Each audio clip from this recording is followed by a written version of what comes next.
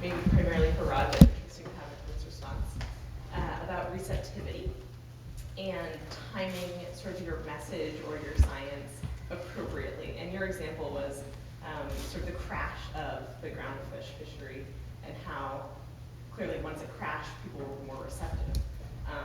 But I think the goal is, and particularly at tipping points, sort of identifying an area or a time in which people would be receptive to hear a message before the crash, so that you don't have to, actually depend on the resiliency of the ecosystem or whatever to come back over. So if you could speak to maybe identifying a time prior to the crash where one could get a receptive audience. Yeah, that would be nice to do that. Yeah, that's a great question, and I didn't talk about this, but yeah, sometimes you don't want to be completely passive about timing. You want to get in there, and I counted as one of my big failures that I was not able to communicate this disaster warning in time to prevent the disaster. So what we do nowadays to try to ameliorate that is to try to design communications better so that the future becomes more salient. So another one of these principles of cognitive science is that we heavily discount, all humans heavily discount the future. Managers are no exception, stakeholders are no exception. So whatever you can do to make the future more real through images or thrilling videos, or really well-crafted talking points, or even in some instances, creating conditions like a media campaign, if you really want to go that far out on the spectrum of advocacy, that will create that window before the crisis, so that people can hear what you're saying. Those are all. I have sort of 2 points. That one is building relationships really helps. So Hidewise is an example where Phil Levin had done a lot of work prior and kind of gotten a lay of the land to understand some of those needs. So despite the fact that it's a bit of a crisis already, and therefore there's an opportunity, just building relationships in the first place can help you understand the lay of the land and therefore potentially avoid crisis or help ameliorate it. The other thing, and I think it's the tipping points, what we've been hearing a lot from our management advisory group is build relationships with the people that can then go out and spread your message, right? So by tackling this advisory group, getting them embedded, they keep saying, what you need to do is get out there and get people understanding the need.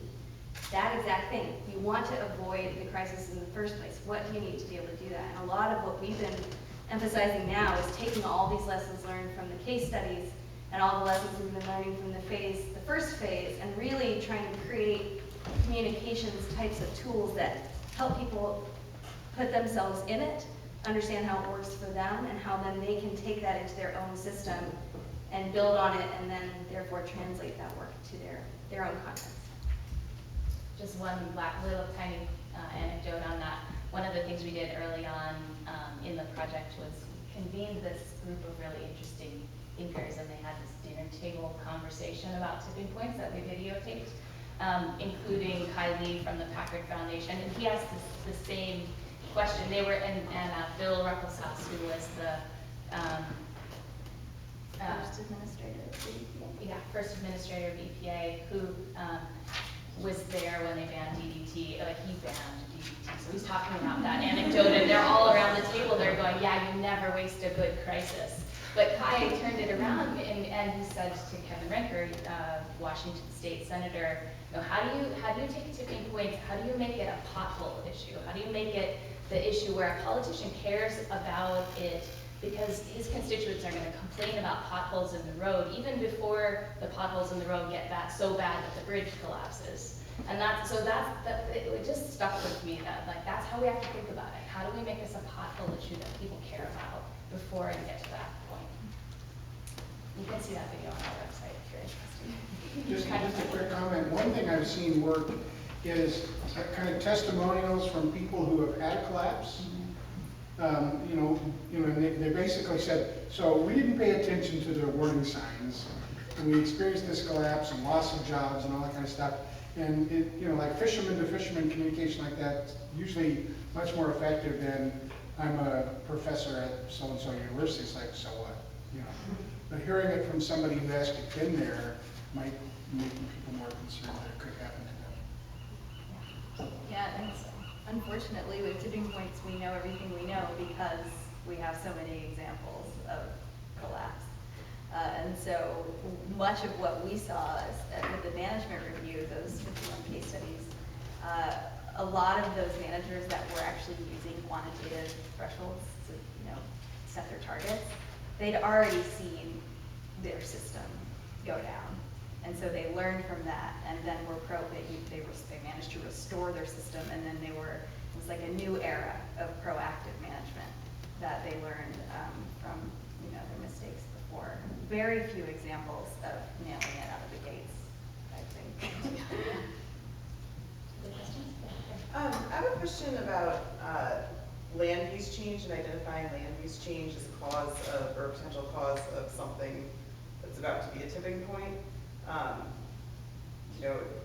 Kind of in one sense, it might be obvious if you're having increased pollution or you're not, having proper, affluent management and all that sort of stuff, that of course there's going to be a problem down the road, but in terms of triggering or management response to that, I don't know if you guys have cases on the ground of The Hawaii case study is a great example of that, where the big drivers of change in those reefs are a combination of land-based source pollution and overfishing, and there are in Hawaii there's a historical, traditional, indigenous practice of managing from ridge to reef, which people are starting to look back to as a model for how to manage the systems now.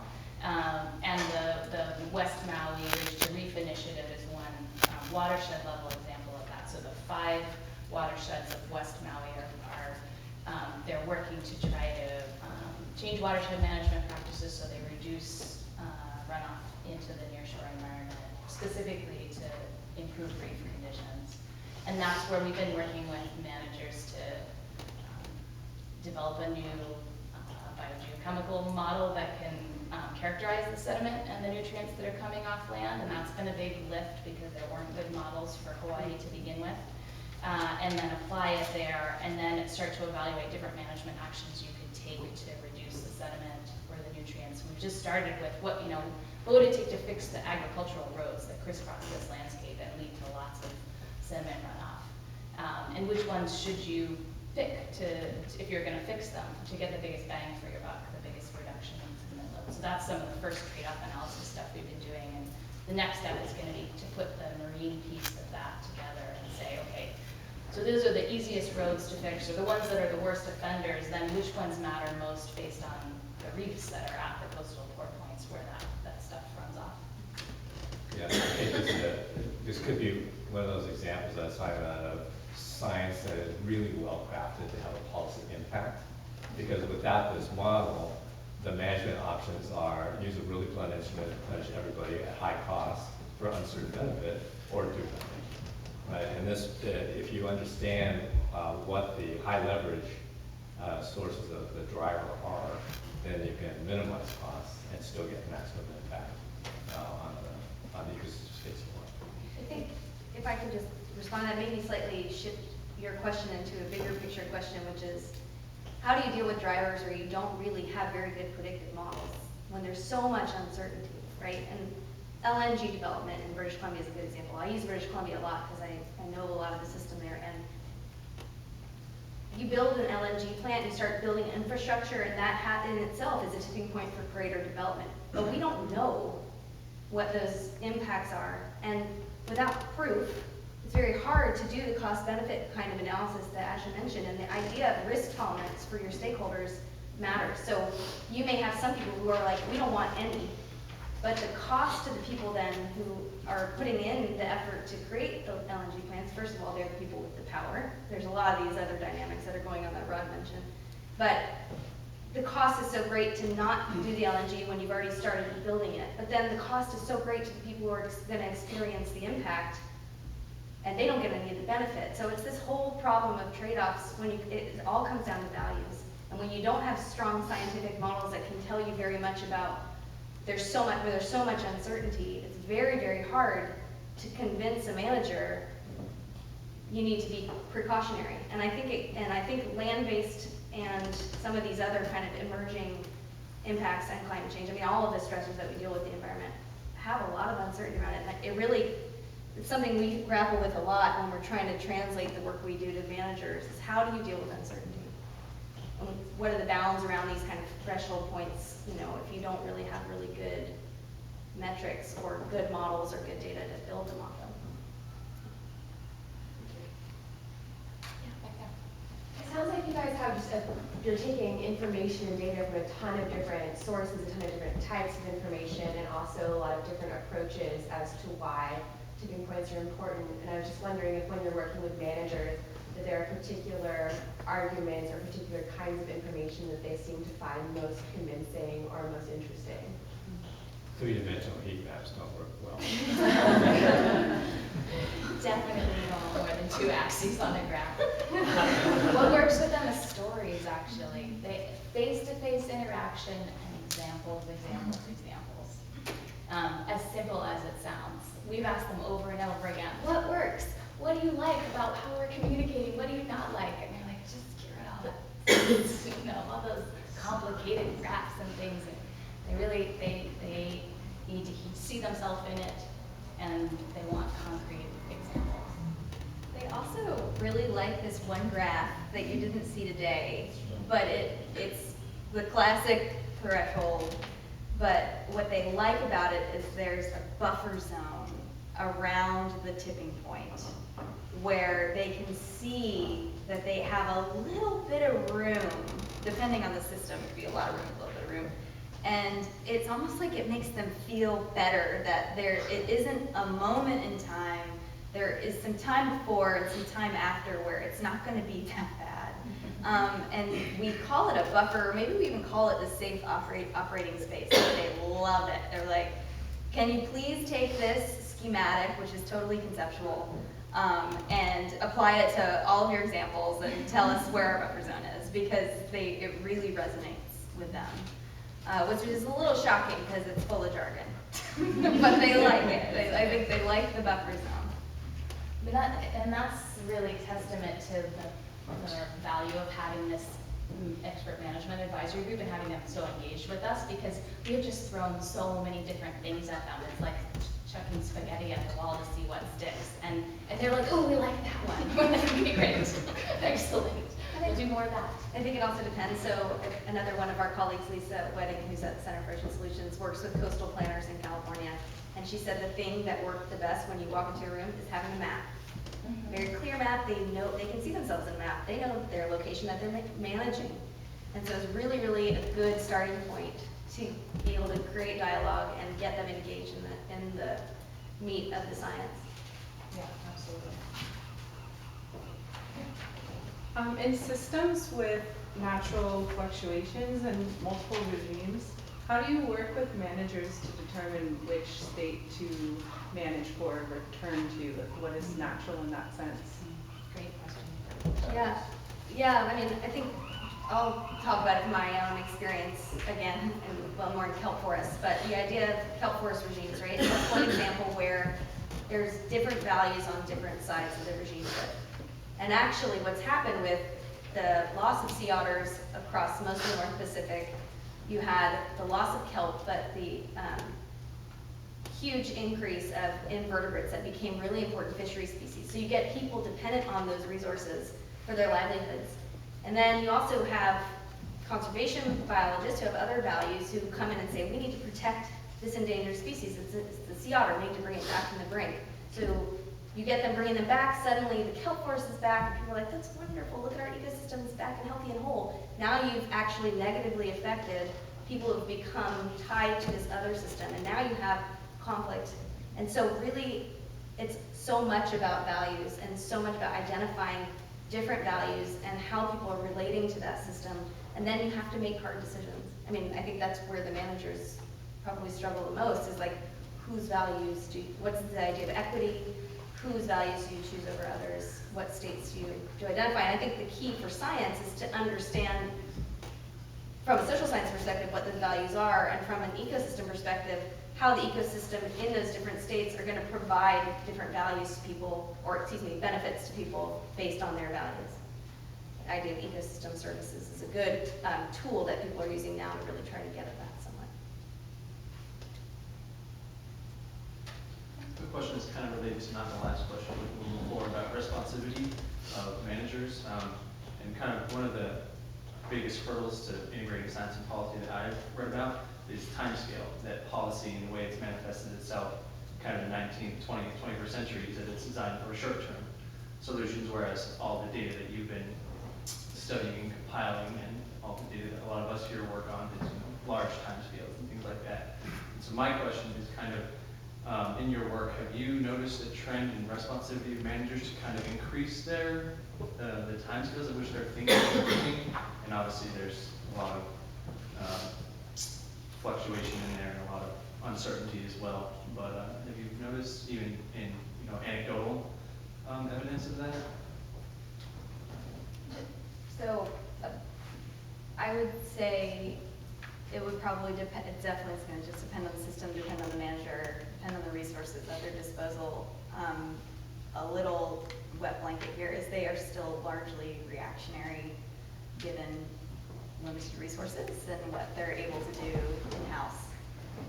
And so I think, again, it's kind of depending on the system, but a lot of what we've talked about with the Ocean Tipping Points project and with our experts is how do we change the frame of mind or the thinking to the point where it's normal to be proactive and not okay to be reactive, because the costs can be so high. Costs for the budget, the actual hard resources costs, or costs for the environment, or some combination thereof, because they're dependent on each other in many ways. And so I actually can't give an example, but I will say that a lot of it is still, unfortunately, pretty reactionary, but we're hoping that this lens, this tipping points lens, is a really positive way to try to shift that frame of mind. But Becca has an example. Well, I think it's interesting, and it's actually been a tipping point, right? Climate, people are now suddenly aware of climate change. Human beings across our country and around the world. Our country was kind of debatable, actually. Yeah, we're in California. Yeah, we're in California, so that's it. But people are starting to recognize climate change as a real thing, and I think that has therefore created a little bit of awareness that we need to be planning for the future. So I think managers are beginning to expand their time horizons in the future. And again, Lisa, having had a conversation with her directly about this today, they've been working with these coastal planners in California, and they're doing predictive modeling to try to sort of forecast how sea level rise might change over, I think, 2030, 2050, and 2100. And then kind of understand, well, how would that change the priorities of what habitat types you might protect in order to reduce coastal vulnerability to hazards. And she said, they had these maps out there, and the managers were like, we don't care about 2100, we don't care about 2050. They kind of paid attention to 2030, but they were more interested, even still, in a pretty short time horizon. What does this mean for the next 10 or 20, maybe 30 years out? But not, or this El Nino season, or this, this El Nino, that's right. Because they're also dealing with the ups and downs, right? Because our people also react like, we're like, this is the hottest thing I've ever experienced. It's not the hottest day we've ever had in Monterey. We've had hot days, maybe we haven't had them in succession, but people are reactive to that, and so managers are naturally reactive to the thing they're experiencing. So they're still going to be dealing with that, oh my God, it's not hot this year. That means climate change isn't happening. We can just sit back and not do anything. You know what I mean? It's a pause. Right. Well, I think we could cite a lot of plans that are forward-looking, but it took me a long time to dredge up a single example of an action that was proactive. And you took a while, so you got one? I got two. So one of them is the North Pacific Fisheries Management Council established a moratorium on commercial fishing in the Chukchi and its areas of jurisdiction in the Arctic, expressly to prevent the development of excessive fishing effort in advance of understanding of the vulnerability of the species that are migrating in the ice-free area. So kudos to them. And another one is, I think, maybe Larry, you can help me with this, but I think there's some new marine reserves in the Clipperton and Fracture Zone to protect and hedge against anticipated impacts of commercialized deep sea mining manganese nodules. Is that, do you know about that? Part of the International Seabed Authority, which is the only authority that actually manages the open sea beyond the EEZ for anything. I mean, you know, we're kind of making believe we manage the EEZs, but we don't do it very well. But we're talking about 2/3 of the ocean is outside the EEZs, and the International Seabed Authority has authority to license mining companies to explore and ultimately exploit these minerals that are on the seafloor. And there's huge deposits down there. But part of the original structure that related to the UN Law of the Sea is that they also have to take a precautionary approach. They have to develop environmental management plans. And part of that planning process, as it's rolled out, is to put in marine protected areas to protect habitats and species. We don't even know what's there yet, but the idea is in the footprint of where mining will occur, start with 20% protections. They haven't done that really well yet, but it's written into their mandate. So the paper that we recently wrote in as a science policy forum piece basically said, so just to remind you, you should be doing this. You know, like go ahead and explore for mining purposes, but figure out how to do it in a sustainable way by, in a preemptive way, doing the marine protected areas rather than saying, after we've exploited all the fisheries, oops, we should have protected areas and habitats. And you can do that in the fishery cover. But in these deep sea areas, we're talking about decades to centuries for those systems to recover. And so, you know, I guess the good news was the International Seabed Authority took all this to heart, and they're actually now starting up a process for the Mid-Atlantic Ridge of doing the protected areas before they get too heavy into putting out leases for exploration. So that is something we hope is looking ahead and trying to mitigate damage that hasn't yet occurred, because that exploration scale mining doesn't do much damage. When they go to scale in terms of production, it's going to be big time.